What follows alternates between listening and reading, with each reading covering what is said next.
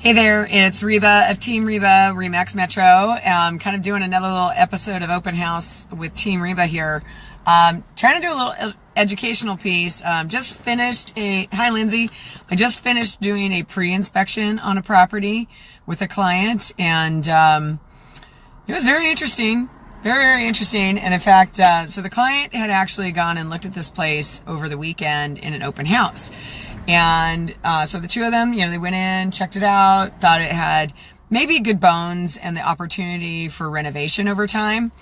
And, I wasn't with them this weekend. They went on Saturday and Sunday, and they were fine because they were like, hey, we got a whole bunch of neighborhoods we need to check out. We're trying to make sure what neighborhood we want to live in. So they wanted to do that research first to make sure that they personally felt comfortable in the neighborhood. And then we could come in and, help them with all of the main duties that we have of like looking at the structure and the contract and setting everything up, right? So, we set up this pre-inspection. Thank God we did one. Cause I had actually reached out to another agent who had one done, to see if they wanted to share that, perhaps, and share the cost and, make it a little bit easier on them. Hey, Mark. And, and I also asked whether or not they had a sewer scope done. And the other people had not done a sewer scope, and they let us know this morning they were not interested in sharing their pre-inspection, and that was fine. Because it got us an opportunity to come in and really take a close look at this place. Now, I'm going to tell you, this house was built in 1929. And I saw the pictures online, and in the photos, you can tell it's an old roof, but they're not quite close enough. You can't really tell how old. But if you've been in this business long enough, like I've been, you can kind of identify a lot of roofs and potentially even the era or decade that they were put on based on the type of material, the condition, and a few other things, right? So I'm looking at the pictures online, and I can only get them to spread so much, and I'm like, okay, looks like kind of a 3-tab style roof or something similar. Definitely looks like it's probably something that went on in maybe, could be the 1950s, could be in the 1970s, hard to tell. And a lot of stuff you can't really tell in that photo, right? So we get here today, and the second I take a look at this roof, I'm frankly horrified. It's one of the worst roofs I've seen in 15 years. It's bad. Really, really bad. Shingles are sliding off. And when I look up the roof line, I see where the chimney is, and there's a little wood stove inside. And where the chimney comes out of the roof, it literally looks like there's probably been water running, coming off that roof underneath the current shingles, right? Not where you want the water going. Under the shingles. Not a good idea, right? This is very bad.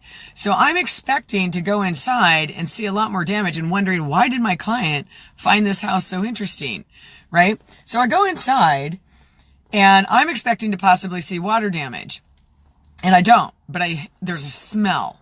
There's definitely we will never sell real estate fully until they get smell-o-vision built into the photos. Okay, I'm just saying, you got to scratch and sniff on top of that laptop or something, or your phone. That's just ain't gonna happen, right? Can I get a little like on that, right? But I walk inside, and I'm like, whoa, there's definitely a smell in here. What is that? Can't tell if it's smoke, can't tell if it's mold, can't tell what it is, but it is not pleasant. And I think, okay, ozone treatment is a possibility, but only if that is not related to what I saw coming off that roof, right?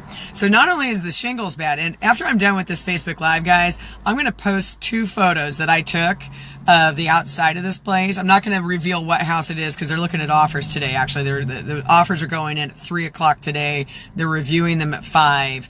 And we actually stopped our pre-inspection and said, no bueno, we're not moving forward on this thing. Okay, because there's just way too much stuff wrong with this. So, I'm looking at, is there water damage inside? Can't see it. I go and check to see if there's soft spots on the floors next to the walls. Nothing there. Get down into the basement area. Don't really see anything down there. So I'm like, something is still there. I know it. I've done too many of these for it not to be there, right? Hey, Cliff, how you doing, man? I know you know what I'm talking about.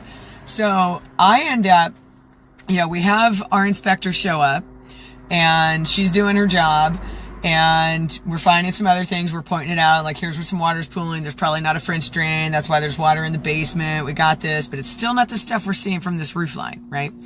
And of course, there's also plants that have been growing, like these vines that are all along and completely filling one whole section of gutter. Right where the same amount of water is coming down from the roof too, right?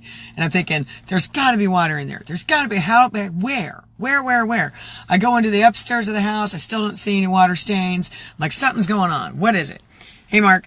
And, so sure enough, we get a certain distance into this whole thing. And here's the deal. My clients had already decided we're probably not going to move forward after we did the sewer scope. Because I'm going to tell you guys, we really recommend sewer scopes, because sure enough, on this particular property, we found multiple areas where there was close to root-bound elements.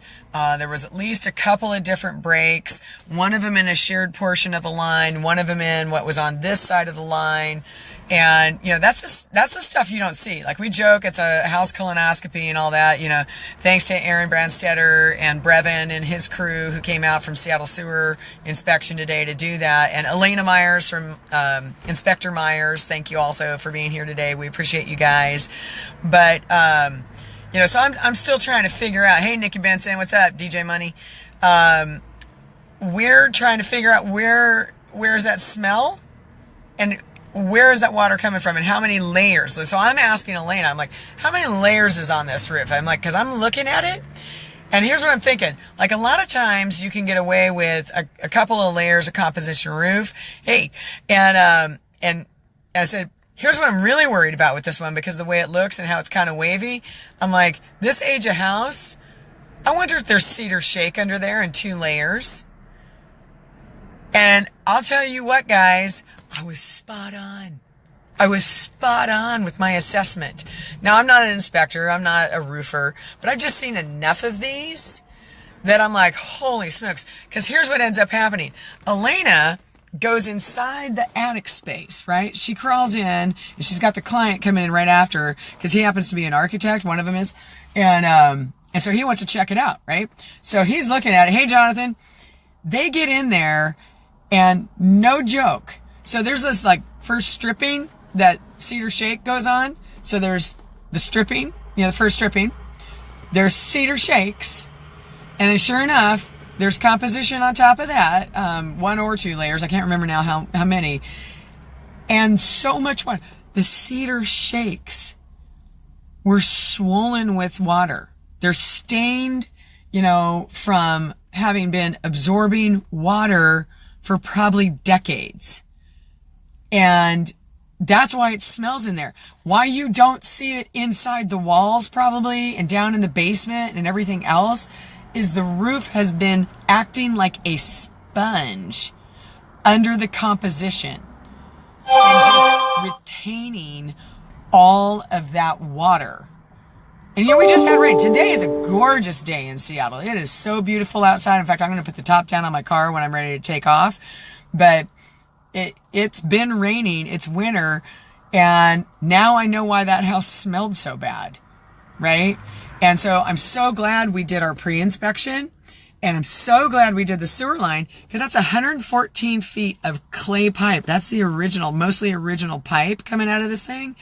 And with the number of breaks, the guys we were talking to, Brevin was like, it's, somewhere between 100, 120 per linear foot, and you got 114 feet of pipe.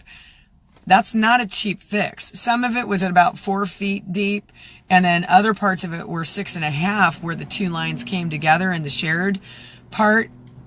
And the problem with that is, especially in the city of Seattle, and of course there was another breakout in the street, and what we had to tell the client was, well, not only do you need to line this whole 114 feet, but the second you get out into the street, if you have to do a repair out there, because there was a break on the city side and some breaks on their side, well, you own your line all the way out to the center of the street where it connects to the city sewer. And so what we were saying is, if you decide to move forward with this house, you need to hold on to that video and share it with the city and show them that they already have a connection break starting on their side, because you want to hold them responsible in case it goes. But on top of it, if you have to do a repair yourself, City of Seattle is going to require you to cut out a 12 by 12 foot, section of the street to do patch and repair as part of that. They don't let you just get the spot you need anymore. Like we're talking, you're looking $20,000-$30,000. So what they had hoped was just like a roof and then some cosmetic stuff over time turned into so much more. And in fact, this homeowner, this has been in the same family for generations. In the basement, some of the plumbing that we were trying to figure out, and we're like, is that galvanized? Is that copper? What is this? This looks unusual. They had used some other kind of copper pipe that's not even plumbing pipe. And I'm looking stunned because I am. Like, they DIY'd this thing so badly. Like, they weren't even using the right products inside of, what's some of the important parts of the house, like the plumbing. And because it wasn't the right kind of pipe, it was actually getting thin and about to break. So that could also become like a massive cost for somebody. Like, it's just, oh my God, it was such a train wreck. It was such an absolute train wreck. And I was telling our clients, I said, while I really appreciate sometimes that you guys are trying not to take our time on the weekends and, because we do it by appointment. Of course, we attempt to have a life. But, I said, there's a reason why we like to go, like to truly bring value to our customers. Going on something like this with them. Again, I'm not a home inspector, but I've literally been in thousands upon thousands of homes and looked at tens of thousands of them. And you pick up a lot of stuff over the years. You get a lot of knowledge. And even though one of our clients was an architect, he's not used to looking at this stuff. He's a first-time home buyer. Having someone on your team, and then also people like us who can get those short notice folks who can get in here and try and protect you. We already know there's going to be about 3 offers on this place. And the other people that we contacted to see about the shared inspection, they didn't even do a sewer scope. They have no idea that there's a whole lot of money they're going to end up having to spend over time. They don't even know. And I know our prices can make it be that people are like, oh, well, you'll always get your money back. Well, I don't know. It depends. It always depends. What if something happens in your life and you suddenly have to turn around and sell the place when you're only like 1 year in? You going to get it back? Were you able to do all the stuff you wanted to do? Probably not. So, I just got to keep saying, get good people on your team, know what you're looking for, get educated on the process, start understanding materials and what goes on in inspections. We do home buyer classes all the time. And if you're interested in knowing more, contact us at info@teamreba.com. We're always happy to share. We've got tons of articles online. We got tons of videos, got tons of stuff going on. We're here to help look out for you. So let us know how we can help you. But if you have questions, get a hold of me. My cell 206-910-3429, and then info@teamreba.com if you want to, do a general email and ask a question. Or you can go to me directly at teamreba.com. But I just got to tell you, I sat at this thing going, now I understand. And my clients, they could even tell in the hour and a half I was in this house, my sinuses just went to crap because I have such a reaction to mold, and it was intense inside that place. And then on top of it, even though they had replaced the furnace in 2010 and the water heater, there was a gas leak of some sort going on down in the basement. So somebody had done a not so proper install with some venting down there, and it smells like gas. Like, that's a potentially dangerous situation down there. And oh my God, the other thing they did is instead of running the drain for the condensation on the gas furnace, they cut a hole in the concrete floor so it's draining directly underneath the foundation. This thing was a train wreck. I can't even believe we spent the time, right? Like, hey, Aunt Deborah, how you doing? I was just like, this place is a total train wreck. But the people who bought this place back in 1929 and had it in the same family for all these years, they just didn't know any better. They just didn't know any better. But today we do. So make sure you're protected. And anyway, I'm going to sign off and I'm going to laugh for a minute to just be like, wow. But I will tell you, those clients are out checking out a few more houses right now with Ella. And I know we're going to get them in something awesome. We're totally going to get them in something awesome. And I'm so glad that we did this today and didn't just like rush forward with like waiving inspections like other people are doing nowadays. I mean, it was just crazy. So anyway, thanks for listening. I hope you all learned something from this.